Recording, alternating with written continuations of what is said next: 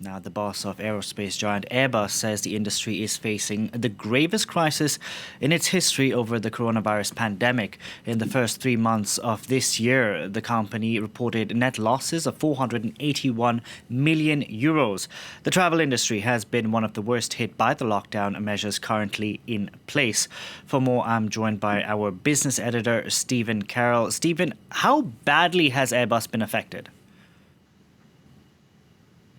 To give you a comparison, Delano, this same period last year, Airbus made a profit of 40 million euros. This time around, they lost 481 million euros. And that's essentially they haven't been able to deliver many planes at all since the lockdown went into force in March around many parts of the world. And essentially what we've seen is global air travel almost stop, which means that those airlines aren't ordering new planes and aren't able to take delivery of new planes, which puts a spanner in the work of what Airbus does. The company's burned through 8 billion euros of cash in the first 3 months of this year. Its revenues were down by 15% during the period. So it's not a good set of figures for the company. And CEO Guillaume Faury wasn't able to give an outlook for what things would look like for the rest of the year when things may begin to pick up. But he did say, or at least acknowledge, that until airlines return to flying, there won't be any major increase in orders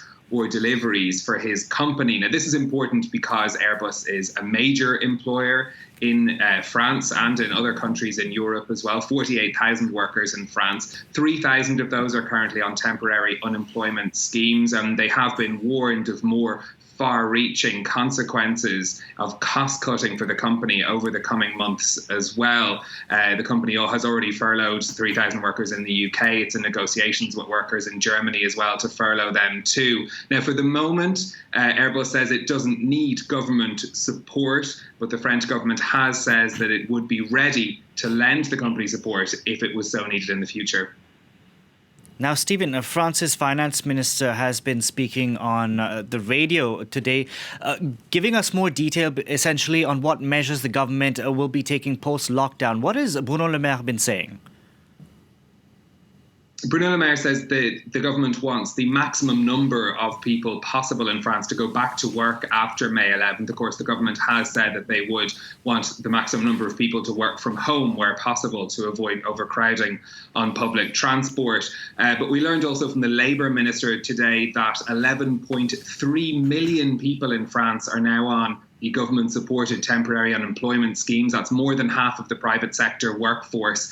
And that means the government is paying 84% of their salary. So those are people who are not working for the moment. And those are the people who Bruno Le Maire wants to see go back to work after May 11th. Now, the French government won't present its plan to relaunch the economy until September, Bruno Le Maire says. Of course, they're still waiting to see when industries like bars and restaurants will be able to reopen later in the year. And what we learned also from the finance minister today is that the French government is going to change its rules on how it monitors foreign investments. Currently, the rules say that any non-EU company that wants to buy more than 25% of a French company will have to have government approval. They're going to lower that threshold to 10% and extend the industries to which that supervision applies, notably to biotechnology industries. This to try and avoid takeovers of industries that may have seen their prices tumble because of the stock market rout that we've had linked to the coronavirus pandemic.